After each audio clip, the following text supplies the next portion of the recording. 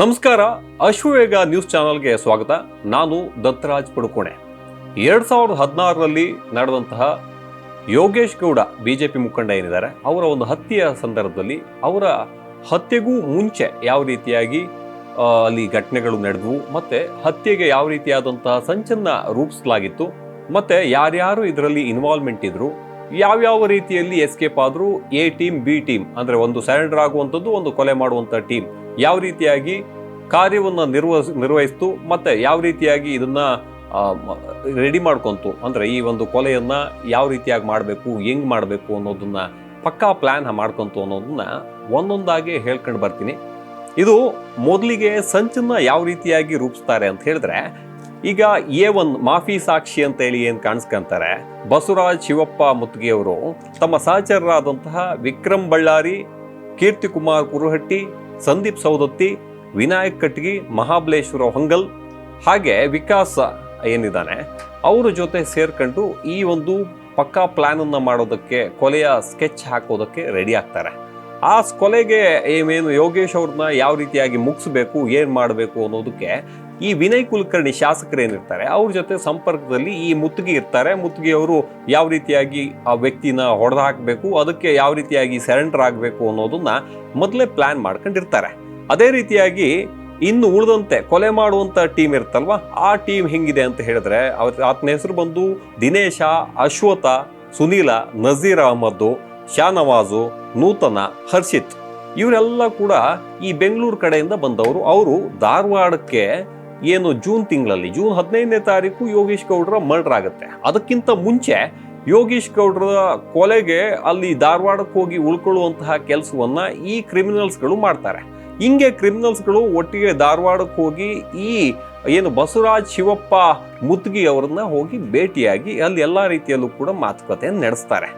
ನಾವು ಕೊಲೆಯನ್ನ ಮಾಡ್ತೀವಿ, ಆ ಕೊಲೆಗೆ ಸಂಬಂಧಪಟ್ಟ ಹಾಗೆ 20 ಲಕ್ಷ ಅಮೌಂಟ್ಗಳು ನಮ್ಮ ಕೈ ಸೇರಬೇಕು, ಅದಲ್ಲದೆ ನಾವ್ಯಾರು ಕೂಡ ಸರೆಂಡರ್ ಆಗಲ್ಲ, ಕೊಲೆ ಮಾಡ್ತೀವಿ, ಸೀದಾ ಇಲ್ಲಿಂದ ಎಸ್ಕೇಪ್ ಆಗ್ತೀವಿ ಅಂತ ಹೇಳ್ತಾರೆ. ಹಿಂಗೆ ಏನು ವಿಚಾರ, ಜೂನು 2016ರ ಮೊದಲ ವಾರದಲ್ಲಿ ಧಾರವಾಡಕ್ಕೆ ಬಂದಂತಹ ಈ ಹತ್ಯೆ ಮಾಡುವಂತಹ ಟೀಮ್ ಏನಿರ್ತಾರೆ, ಈ ದಿನೇಶ ಹಾಗೆ ಹರ್ಷಿತಾ ಇವರೆಲ್ಲ ಬಂದ್ಕೊಂಡು ಈ ಸರಸ್ವತಿಪುರದಲ್ಲಿರ್ತಕ್ಕಂತಹ ಪ್ರಮೋದ್ ನರಹರಿ ರಾವ್ ದೇಶಪಾಂಡೆ ಅಂತ ಹೇಳಿ ಅವ್ರ ಮನೆಗೆ ಬಂದು ಸೇರ್ಕೊಂತಾರೆ. ಹಿಂಗೆ ಬಂದವರು ಮನೆಯನ್ನ ಅದು ಬಂದು ಆಲ್ರೆಡಿ ಬಂದು ಈ ಪ್ರಮೋದ್ ನರಹರಿ ರಾವ್ ದೇಶಪಾಂಡೆ ಏನಿದ್ದಾರೆ, ಅದು ಏನು ಆ ಒಂದು ಜಾಗವನ್ನ ವಿನಾಯಕ ಕಟ್ಗಿ ಅಂತ ಹೇಳಿ ಅಕ್ರಮವಾಗಿ ಅಲ್ಲಿ ಬಂದು ನೆಲೆಸಿರ್ತಾನೆ. ಆ ಒಂದು ಭಾಗನೇ ಸ್ಕೆಚ್ಗೆ ಮೊದಲ ಒಂದು ಪಾಯಿಂಟ್ ಅಂತಾನೆ ಹೇಳ್ಬೋದು. ಆ ಜಾಗದಲ್ಲ ಪ್ಲಾನ್ ಆಗುತ್ತೆ. ಹಿಂಗೆ 14ನೇ ತಾರೀಕು 6ನೇ ತಿಂಗಳು 2016ರಂದು ಏನು ಸಂತೋಷ ಸೌದತ್ತಿ ಅಂತ ಆರೋಪಿಗಳಾದಂತಹ ಏನು ವ್ಯಕ್ತಿಗಳು, ಹರ್ಷಿತಾ ಮತ್ತೆ ಸಂತೋಷ್ ಸೌದತ್ತಿ ಇಬ್ರು ಕೂಡ ಉದಯ್ ಜಿಮ್ ಬಳಿ ಸೇರಿ ಯೋಗೇಶ್ ಗೌಡ್ರನ್ನ ಕಾಯ್ತಾರೆ. ಏನು ಬರ್ತಾರಾ, ಹೆಂಗೆ, ಏನು ಎತ್ತ ಅಂತ. ಹಿಂಗೆ ಕಾಯ್ತಿದ್ದ ಸಂದರ್ಭದಲ್ಲಿ ಯೋಗೇಶ್ ಗೌಡ್ರು 14ನೇ ತಾರೀಕು ಏನ್ ಮಾಡ್ತಾರೆ, ಇನೋವಾ ಕಾರ್ನಲ್ಲಿ ನೇರವಾಗಿ ಆ ಭಾಗಕ್ಕೆ ಹೋಗ್ತಾ ಇರ್ತಾರೆ. ಏನೋ ಒಂದು ಕಾಲ್ ಬರುತ್ತೆ ಸಡನ್ ಆಗಿ 7:34 ಅಲ್ಲಿ ಉದಯ ಜಿಮ್ಗೆ ಬರ್ತಾ ಇದ್ದಂತೆ ವಾಪಸ್ ರಿಟರ್ನ್ ಅಲ್ಲಿಂದ ಹೋಗೋ ಏನೋ ಒಂದು ಕೆಲಸ ಇರಬೇಕು, ಅಲ್ಲಿಂದ ಹೋಗ್ತಾರೆ. ಇದನ್ನು ಕೂಡ ಇನ್ಫಾರ್ಮೇಶನ್ಗಳನ್ನ ಏನು ಬಸವರಾಜ ಮುತ್ತಿಗೆ ಅವರಿಗೆ ನೀಡುವಂತಹ ಕೆಲಸವನ್ನ ಸಂತೋಷ ಏನು ಕ್ರಿಮಿನಲ್ ರೌಡಿ ಶೀಟರ್ ಏನಿರ್ತಾರೆ ನೀಡ್ತಾನೆ. ಇದು 14ನೇ ತಾರೀಕು ನಡೆಯಲ್ಲ. ಅದಾದ್ಮೇಲೆ ಈ 14ನೇ ತಾರೀಕು ಆಯ್ತು, ಮುಗಿಸ್ಲೇಬೇಕು ಅಂತ ಹೇಳಿ ಪ್ಲಾನ್ಗಳನ್ನು ಹಾಕಂತಾರೆ. ವಿನಯ್ ಕುಲಕರ್ಣಿಯವರು ತನ್ನ ರಾಜಕೀಯ ಪ್ರತಿಸ್ಪರ್ಧಿಯಾಗಿರ್ತಕ್ಕಂಥ ಏನು ಯೋಗೇಶ್ ಗೌಡ್ರನ್ನ ಕೊಲ್ಲೇಬೇಕು ಅಂತ ಹೇಳಿ ಎಲ್ಲ ಪ್ಲಾನ್ ಮಾಡ್ಕೊಂತಾರೆ. ಅದೇ ರೀತಿಯಾಗಿ ಏನು ಬೆಂಗಳೂರಿಗೆ ತೆರಳಿ ಅಲ್ಲಿ ಬಸವರಾಜ್ ಮುತ್ತಿಗೆನೇ ಎಲ್ಲ ಮುಂದ್ಗಡೆ ಬಂದ್ಕೊಂಡು ವ್ಯವಹಾರಗಳನ್ನ ಮಾಡ್ತಾನೆ. ಎಲ್ಲಿ ಯಾರು ಮರ್ಡರ್ ಮಾಡ್ತಾರೆ, ದಿನೇಶ ಹಾಗೆ ಅಶ್ವತ್ಥನ ಟೀಮ್ ಏನಿದೆ ಅದಕ್ಕೆ ಮುತ್ತಿಗೆ ಹೋಗಿ ಭೇಟಿಯಾಗಿ ಏನೇನು ಬೇಕು, ಏನು ಎತ್ತ, 20 ಲಕ್ಷ ಕೊಡ್ಬೇಕಾ, ಅದರಲ್ಲಿ ಎಷ್ಟು ಕೊಡ್ಬೇಕು ಫಸ್ಟ್ಗೆ ಎಲ್ಲ ಮಾತುಕತೆ ಮಾಡ್ಕೊಂಡು ಬರ್ತಾರೆ. ಹಿಂಗೆ ಬಂದಾದಾಗ ಬಸವರಾಜ್ ಮುತ್ತಿಗೆ ಅವರು ಏನು ವಿನಯ್ ಕುಲಕರ್ಣಿ ಅವರಿಗೆ ಹೇಳ್ತಾರೆ, ಇವರೆಲ್ಲ ಒಪ್ಕೊಂಡಿದ್ದಾರೆ ಸರ್, ಈ ರೀತಿಯಾಗಿ ಹೊಡಿಬೇಕು ಅಂತ ಇದ್ದಾರೆ, ಅದಕ್ಕೆ ಎಲ್ಲ ರೀತಿಯಲ್ಲೂ ಕೂಡ ಪ್ಲಾನ್ಗಳನ್ನು ಕೂಡ ರೂಪಿಸ್ಕೊಂಡಿದ್ದಾರೆ, ಹೊಡೆದಾಕ್ತಾರೆ. ಆದರೆ ಅವರು ಒಪ್ಕೊಂಡಂಗೆ ಅವರು ಕೊಲೆ ಮಾಡಿ ಇಲ್ಲಿಂದ ಹೋಗ್ತಾರೆ. ಆದರೆ ನಮ್ಮವರು ಬಂದು ಅಲ್ಲಿ ಸರೆಂಡರ್ ಆಗಬೇಕು ಅಂತ ಅದಕ್ಕೆಲ್ಲದೂ ಕೂಡ ಗ್ರೀನ್ ಸಿಗ್ನಲ್ ಕೊಡುವಂತಹ ಕೆಲಸಗಳನ್ನು ಕೂಡ ಮಾಡ್ತಾರೆ. ಈ ಆರೋಪಿ ಬಸವರಾಜ್ ಏನಿದ್ದಾರೆ, ಬಸವರಾಜ್ ಮುತ್ತಿಗೆ ಈಗ ಸರ್ಕಾರಿ ಸಾಕ್ಷಿ ಮಾಫಿ ಆಗಿದೆ, ಹೊರಗಡೆ ಬಂದಿದ್ದಾರೆ. ಅದು ಬಿಡಿ, ಆ ಟೈಮಲ್ಲಿ ಬಸವರಾಜ್ ಮುತ್ತಿಗೆ ಅವರು ಒಂದು 10 ಮೊಬೈಲು 10 ಸಿಮ್ಗಳನ್ನು ತಕೊಂಡು ಹೋಗಿ ಆ ಸಿಮ್ಗಳನ್ನ ಈ ಒಂದು ಕೊಲೆ ಏನು ಫಸ್ಟ್ ಪ್ರೀ ಪ್ಲಾನ್ ರೂಪಿಸ್ಕೊಂಡು ಅಲ್ಲಿಂದ ಲಾಸ್ಟ್ಗೆ ಕೊಲೆ ಮಾಡಿ ಆ ದಿವಸ ಏನಿರುತ್ತೆ 2016 ಜೂನ್ ತಿಂಗಳು ಏನಿರುತ್ತೆ ಅವ್ರ ಕೊಲೆ ಯೋಗೇಶ್ ಗೌಡ್ರ ಕೊಲೆ ಏನು ನಡೆಯುತ್ತೆ ಆ ದಿನಕ್ಕೆ ಆ ಸಿಮ್ಮು ಮತ್ತು ಮೊಬೈಲ್ಗಳನ್ನು ಎಸಿಬೇಕು ಅಂತ ಪ್ಲ್ಯಾನ್ ಮಾಡ್ಕೊಂಡು 10 ಸಿಮ್ 10 ಮೊಬೈಲು ಉಳಿದಂತೆ ಎಲ್ಲ ಆರೋಪಿಗಳಿಗೆ ಕೊಡುವಂತಹ ಕೆಲಸವನ್ನು ಮಾಡ್ತಾರೆ, ಒದಗಿಸ್ತಾರೆ. ಅದೇ ರೀತಿಯಾಗಿ ಇನ್ನು ಬಸವರಾಜ ಮುತ್ಗಿಯವರು ನಾಗರಾಜ್ ತೋಡ್ಕರ್ ಅಂತ ಹೇಳಿ ಇದು ಆಸ್ತಿಯ ವಿಚಾರಕ್ಕೆ ಸಂಬಂಧಪಟ್ಟ ಹಾಗೆ 25 ಎಕರೆ ಜಾಗ ನಮ್ಮ ಭೂಮಿಯಲ್ಲಿ ಪಕ್ಕದಲ್ಲೇ ಇವರು ಯೋಗೇಶ್ ಗೌಡ್ರ ಜಾಗ ಇತ್ತು. ಯೋಗೇಶ್ ಗೌಡ್ರು ಅದಕ್ಕೆ ತಗಾದೆ ತೆಗಿತಾ ಇದ್ರು. ಆ ಕಾರಣಕ್ಕೋಸ್ಕರ ಇದು ಕೊಲೆಗೆ ಎಲ್ಲ ಸ್ಕೆಚ್ ರೂಪಿಸ್ಕೊಂಡಿದ್ವಿ ಅನ್ನೋ ಲೆಕ್ಕಾಚಾರಕ್ಕೆ ಇದು ರಾಜಕೀಯ ದುರುದ್ದೇಶ ಅಂತ ಕೊಡೋದು ಬೇಡ, ಭೂ ವಿವಾದ ಭೂ ವ್ಯಾಜ್ಯ ಅಂತ ಹೇಳಿ ಕುಟ್ಕೊಂಡು ಇಬ್ಬರ ನಡುವೆನೂ ಕೂಡ ಈ ರೀತಿಯಾಗಿ ಸಮಸ್ಯೆಗಳು ಬಂತು. ಅದಕ್ಕೋಸ್ಕರ ಯೋಗೇಶ್ ಗೌಡ್ರನ್ನ ಎತ್ತಿಬಿಟ್ಟೆ ಅನ್ನೋ ಲೆಕ್ಕಾಚಾರದಲ್ಲಿ ನಾಗರಾಜ ತೋಡ್ಕರು ಒಪ್ಕೊಂಡಂಗೆ ಎಲ್ಲದನ್ನು ಕೂಡ ಪ್ರೀ ಪ್ಲಾನ್ ಆಗಿ ಫಿಕ್ಸ್ ಆಗುತ್ತೆ.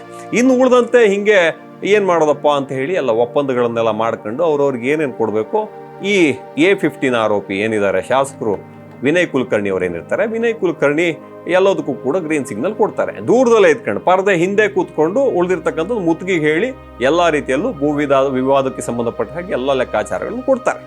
ಆಯಿತು ಅಂತ ಹೇಳಿ ಹಿಂಗೆ ಮುಂದುವರಿಯುತ್ತೆ.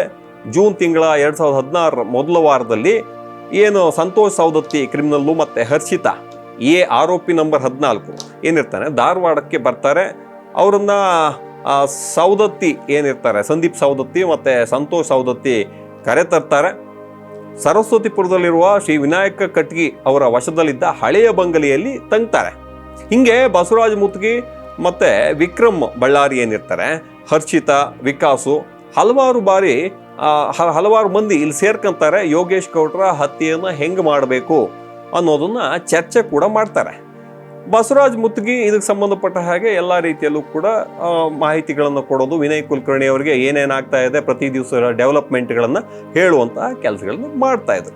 ಹಿಂಗೆ 6ನೇ ತಾರೀಕು 6ನೇ ತಿಂಗಳು 2016 ಹತ್ಯೆ ಮಾಡಬೇಕು ಅಂತ ಹೇಳಿ ಯೋಜನೆಗಳನ್ನು ರೂಪಿಸಲಾಗುತ್ತೆ. ಅದೇ ರೀತಿಯಾಗಿ ಯೋಜನೆಗೆ ಸಂಬಂಧಪಟ್ಟ ಹಾಗೆ ವಿನಯ್ ಕುಲಕರ್ಣಿ ಅವರು ಹೇಳ್ತಾರೆ, ದಿನೇಶ ಏನು ಅಲ್ಲಿರ್ತಕ್ಕಂಥ ಆರೋಪಿ ನಂಬರ್ 8 ಮತ್ತು 14 ಹರ್ಷಿತ್ ಏನಿರ್ತಾರೆ, ಸಯೀದ್ ಹುಸೇನ್ ಅವರೊಂದಿಗೆ ಮಾತುಕತೆ ಮಾಡಿಕೊಂಡು ದಾಂಡೇಲಿಯ ಹಾರ್ದ್ಬಿಲ್ ರೆಸಾರ್ಟ್ಗೆ ಅಲ್ಲಿ ಹೋಗ್ತಾರೆ. ಅಲ್ಲಿ ಹೋದಾಗ ಅಲ್ಲಿ 2 ದಿನಗಳ ಕಾಲ ಅಲ್ಲಿ ಆರಾಮಾಗಿ ಗುಂಡು ತುಂಡುಗಳನ್ನು ತಗೊಂಡು ಆ ನಂತರದಲ್ಲಿ ಫೈನಲ್ ಆಗಿ ಏನು ಯೋಗೇಶ್ ಗೌಡ್ರನ್ನ ಮುಗಿಸ್ಬೇಕು ಅನ್ನೋ ಒಂದು ಮಾತುಕತೆ ನಡೆಯುತ್ತೆ. ಅದೊಂದು ಹಳೆ ಬಂಗ್ಲೆ, ಆ ಹಳೆ ಬಂಗ್ಲೆಯಲ್ಲಿ ಮಾತುಕತೆ ನಡೆಯುತ್ತೆ. ಫೋಟೋಗಳನ್ನು ಯೋಗೇಶ್ ಗೌಡ್ರ ಫೋಟೋನು ಕೂಡ ತೋರಿಸಿ ಕೊಲ್ಲಬೇಕು ಅಂತ ಹೇಳಿ ತೋರಿಸ್ತಾರೆ. ಇದಕ್ಕೆ ಎಲ್ಲ ರೀತಿಯಲ್ಲೂ ಕೂಡ ಫಿಕ್ಸ್ ಆಗುತ್ತೆ.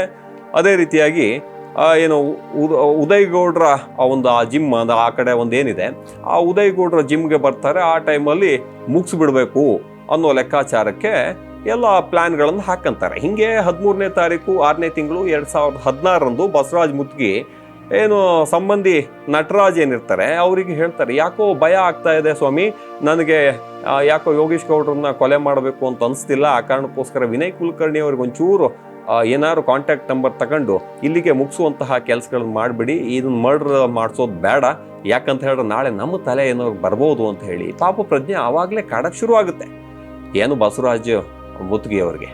ಆದರೆ ಅಲ್ಲಿ ಸೋಮಶೇಖರ್ ಇವರು ವಿನಯ್ ಕುಲಕರ್ಣಿ ಏನಿದ್ದಾರೆ ಅವರ ಕಾರ್ಯದರ್ಶಿ ಏನಿರ್ತಾರೆ ಸೋಮಶೇಖರ್ಗೆ, ಇಲ್ಲಪ್ಪ ಸಾಹೇಬರು ಈ ರೀತಿಯಾಗಿ ಒಪ್ಕೊಳ್ಳೋಕ್ಕಾಗಲ್ಲ, ಒಂದ್ಸಲಿ ನಾವು ಹಿಂಗೆಲ್ಲ ಮಾಡ್ಕೊಂಡು ಪಕ್ಕಾ ಪ್ಲ್ಯಾನ್ ಹಾಕ್ಕೊಂಡು ಸಿಮ್ಗಳನ್ನು ತಂದು ಆರೋಪಿಗಳನ್ನು 20 ಲಕ್ಷ ಕೊಟ್ಟು ನಾವೆಲ್ಲ ಖರೀದಿ ಮಾಡ್ಕೊಂಡ ಮೇಲೆ ನೀನು ಈ ರೀತಿಯಾಗಿ ಉಲ್ಟಾ ತಿರುಗಿದ್ರೆ ಸರಿ ಬರಲ್ಲ, ಹೊಡೆದಾಕೋದಂತೂ ಪಕ್ಕ ಹೊಡೆದಾಕೋಣ ಅಂತ ಹೇಳಿ ರೆಡಿ ಆಗ್ತಾರೆ.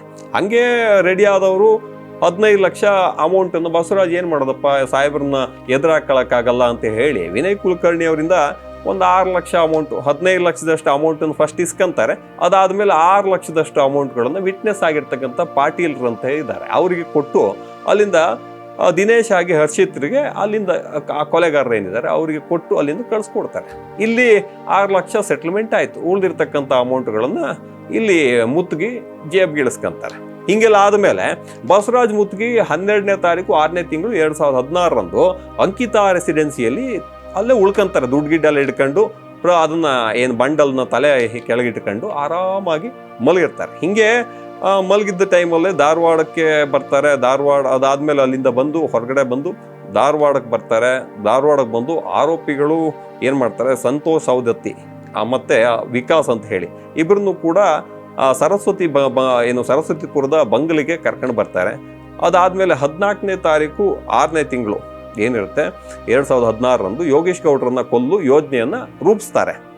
ಆದರೆ ಆ ದಿನ ವಿನಯ್ ಕುಲಕರ್ಣಿ ಏನಿದ್ದಾರೆ ಅವರ ಡೈರಿಯ ವ್ಯಾನು ಆ ಒಂದು ಜಿಮ್ನ ಬಳಿಯಲ್ಲಿ ಹಾದು ಹೋಗುತ್ತೆ. ಆ ಕಾರಣಕ್ಕೋಸ್ಕರ ಎಲ್ಲರೂ ಸಮಸ್ಯೆಗಳಾಗ್ತಾವಪ್ಪ, ಬೇಡ ವಿನಯ್ ಕುಲಕರ್ಣಿ ಅವ್ರ ಹೆಸರುಗಳೆಲ್ಲ ಕೇಳಿಬಂದ್ರೆ ಕಷ್ಟ ಆಗುತ್ತೆ. ಈ ಹಿಂದೆ 2-3 ಸಭೆ ಸಮಾರಂಭದಲ್ಲೆಲ್ಲ ಗಲಾಟೆಗಳಾಗಿದ್ದಾವೆ. ಆ ಸಭೆ ಸಮಾರಂಭದ ವಿಚಾರದಲ್ಲಿ ಏನಾದ್ರು ಇವ್ರದ್ದೆಲ್ಲ ಕೈವಾಡ ಇರ್ಬೋದು, ಅಥವಾ ಯೋಗೇಶ್ ಗೌಡ್ರ ಜೊತೆ ಏನಾದ್ರು ಕೈ ಮಿಲಾಯಿಸುವಂತಹ ಕೆಲಸಗಳಾಗಿದ್ದಾವೆ. ಆ ಕಾರಣಕ್ಕೋಸ್ಕರ ರಾಜಕೀಯ ಉದ್ದೇಶ ಇರ್ಬೋದಾ ಅಂತೇಳಿ ಯೋಚನೆ ಮಾಡ್ತಾರೆ ಅಂತ ಹೇಳಿ ಅಲ್ಲಿಗೆ ಆ ದಿವಸ 14ನೇ ತಾರೀಕು ಅಲ್ಲಿಗೆ ಡ್ರಾಪ್ ಮಾಡ್ತಾರೆ. ಬೇಡ, ಇದು ಅಲ್ಲಿ ವಿನಯ್ ಕುಲಕರ್ಣಿ ಅವರ ಈ ಒಂದು ಡೈರಿಯ ವ್ಯಾನ್ ಎಲ್ಲ ಅಲ್ಲಿ ಹೋಗ್ತಾ ಇದೆ, ಅದು ಸಮಸ್ಯೆಗಳಾಗ್ತವೆ ಅಂತ. ಅದನ್ನೆಲ್ಲ ಈ CBI ಎನ್ಕ್ವೈರಿ ಟೈಮಲ್ಲಿ ಆ ಒಂದು CCTVಗಳನ್ನು 14ನೇ ತಾರೀಕು ಇವರೆಲ್ಲ ಓಡಾಡಿರೋದು, ಮತ್ತೆ ಆ ಕಾರ್ನಲ್ಲಿ ಓಡಾಡಿದ್ದು, 2 ವೀಲರಲ್ಲಿ ಓಡಾಡಿರ್ತಕ್ಕಂಥ CCTVಗಳನ್ನು ವಶಕ್ಕೆ ತೆಗೆದುಕೊಳ್ಳುವಂತಹ ಕೆಲಸವನ್ನು CBI ಅಧಿಕಾರಿಗಳು ನಂತರದಲ್ಲಿ 2019 ನಂತರದಲ್ಲಿ ಮಾಡ್ತಾರೆ. ಅದು ಬೇರೆ ವಿಚಾರ.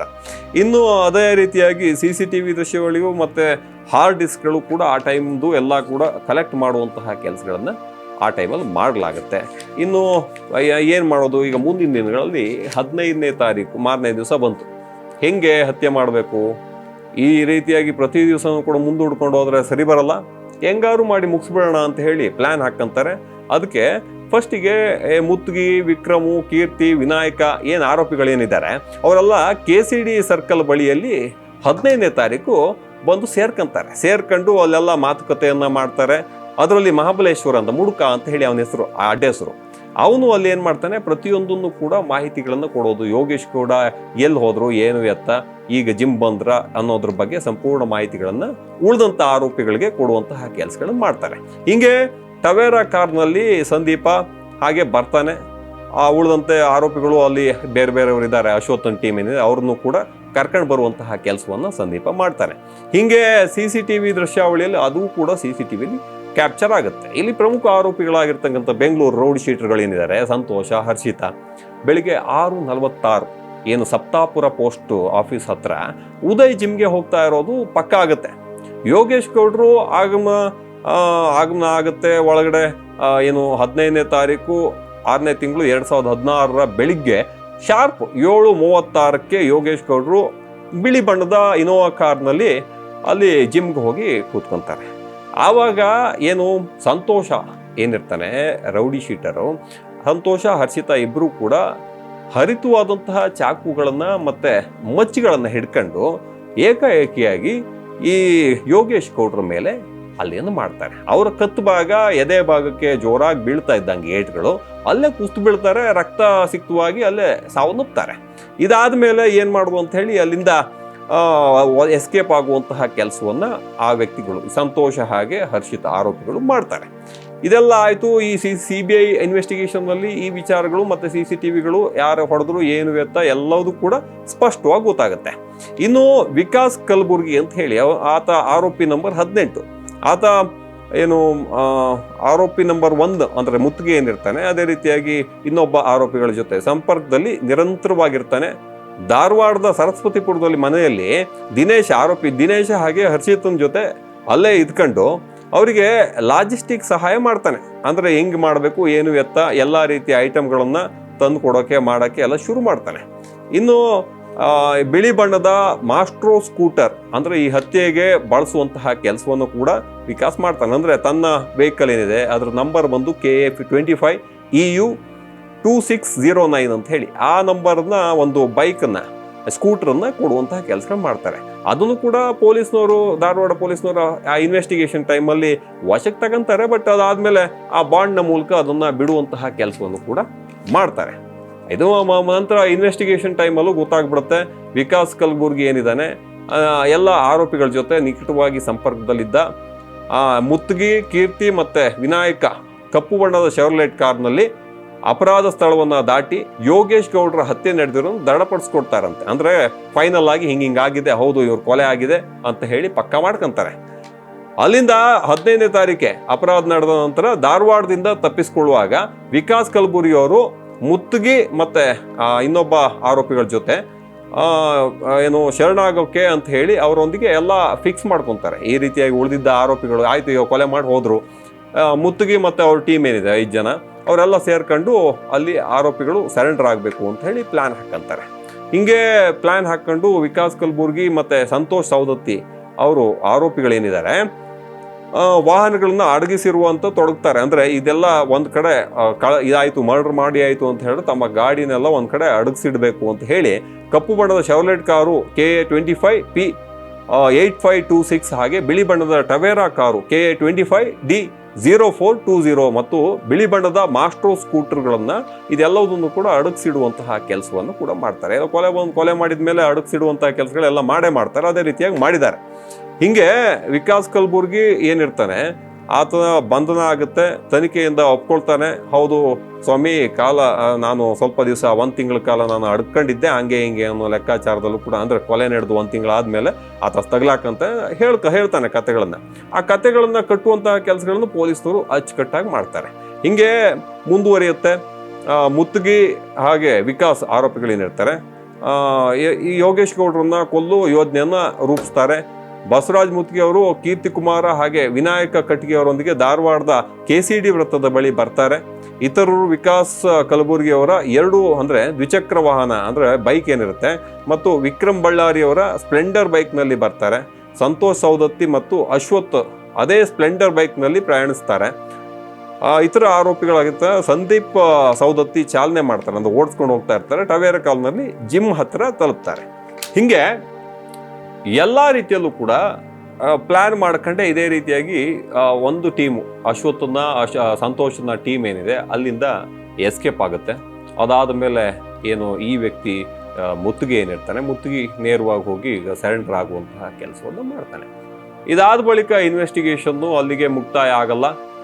ಪೊಲೀಸ್ನವರು ಎಲ್ಲ ರೀತಿಯಲ್ಲೂ ಕೂಡ ಫಿಕ್ಸ್ ಮಾಡ್ಕೊಳ್ಳೋದಕ್ಕೆ ಮುಂದಾಗ್ತಾರೆ. ಇದರಲ್ಲಿ ವಿನಯ್ ಕುಲಕರ್ಣಿ ಅವರ ಇನ್ವಾಲ್ವ್ಮೆಂಟ್ ಇದೆ ಅನ್ನೋದು ಗೊತ್ತಾಗುತ್ತೆ. ಒಬ್ಬ ಶಾಸಕ ಈ ರೀತಿಯಾಗಿ ಇನ್ವಾಲ್ವ್ಮೆಂಟ್ ಇರೋದು ಸರಿ ಆಗಲ್ಲ, ಅದಲ್ಲದೆ ಸರ್ಕಾರ ಕೂಡ ಇದೆ, ನಾವು ಇದನ್ನ ಅಲ್ಲಿಗೆ ಬಗೆಹರಿಸಬೇಕು ಅಂತ ಹೇಳಿ ಲೆಕ್ಕಾಚಾರ. ಇಲ್ಲಿಗ ಒಂದು ಟೀಮು ಅಶ್ವತ್ಥ ಸಂತೋಷನ ಟೀಮು ಕೊಲೆ ಮಾಡಿ ಅಲ್ಲಿಂದ ಎಸ್ಕೇಪ್ ಆಗುತ್ತೆ. ಅದಾದ್ಮೇಲೆ ಬಸವರಾಜ್ ಏನು ಮುತ್ತಿಗೆ ಏನಿರ್ತಾನೆ ಆತ ಹಾಗೆ ಆತನ ಜೊತೆ ಇರ್ತಕ್ಕಂಥ 5 ಜನನು ಕೂಡ ಹೋಗಿ ಪೊಲೀಸ್ ಠಾಣೆಗೆ ಸರೆಂಡರ್ ಆಗ್ತಾರೆ. ಎಲ್ಲ ಗಾಡಿಗಳನ್ನು ವಶಕ್ಕೆ ತಗೊಳ್ಳುವಂತಹ ಕೆಲಸಗಳು ಮಾಡ್ತಾರೆ. ಅದೇ ಟೈಮಲ್ಲಿ ಬೇರೆ ಬೇರೆ ಏನು ಮಾರ್ಕ್ ಆಯುಧಗಳು ಏನಿರ್ತಾರೆ ಆರೋಪಿಗಳು ತೆಗೆದುಕೊಂಡು ಹೋದಂಥದ್ದು ಆ ಟೈಮಲ್ಲಿ ಕೊಚ್ಚಿರ್ತಾರಲ್ಲ ಅಂಥ ಆಯುಧಗಳನ್ನು ಆ ಆರೋಪಿಗಳು ತೆಗೆದುಕೊಂಡು ಹೋಗಿರ್ತಾರೆ. ಇದಕ್ಕೆ ರಕ್ತ ಸಿಕ್ತವಾಗಿರ್ತಕ್ಕಂಥ ಆತನ ದೇಹದಿಂದ ರಕ್ತವನ್ನು ತೆಗೆದು ನಂತರದಲ್ಲಿ ಬೇರೆ ಆಯುಧಗಳನ್ನು, ಅಂದರೆ ಯಾವುದೋ ಡಮ್ಮಿ ಆಯುಧಗಳೇನಿರ್ತವೆ ಅದಕ್ಕೆ ಅದನ್ನ ಲೇಪಿಸಿ ನಂತರದಲ್ಲಿ ಅದನ್ನ ಸರೆಂಡರ್ ಮಾಡುವಂಥದ್ದು, ಅದನ್ನು ಕೊಡುವಂಥದ್ದು. ಪೊಲೀಸ್ನವರು ಕೂಡ ಅದನ್ನು ಸೀಸ್ ಮಾಡ್ಕೊಂಡು ತಣ್ಣಗಾಗ್ತಾರೆ. ಪೊಲೀಸ್ನವರಲ್ಲಿ ಅಲ್ಲಿ ಚನ್ನಕೇಶವ ಅಂತ ಹೇಳಿ ಆವಾಗಿನ ಇನ್ಸ್ಪೆಕ್ಟರ್ ಇರ್ತಾರೆ. ಆ ಇನ್ಸ್ಪೆಕ್ಟರ್ ಕೂಡ ಅದರಲ್ಲಿ ಇನ್ವಾಲ್ವ್ಮೆಂಟ್ ಇದ್ದು ಎಲ್ಲ ರೀತಿಯಲ್ಲೂ ನೋಡ್ಕೊಳ್ಳುವಂತಹ ಕೆಲಸಗಳು ಮಾಡ್ತಾರೆ. ಅಲ್ಲಿರ್ತಕ್ಕಂಥ ACPನೂ ಕೂಡ ಇದರಲ್ಲಿ ಇನ್ವಾಲ್ವ್ಮೆಂಟ್ ಇರ್ತಾರೆ.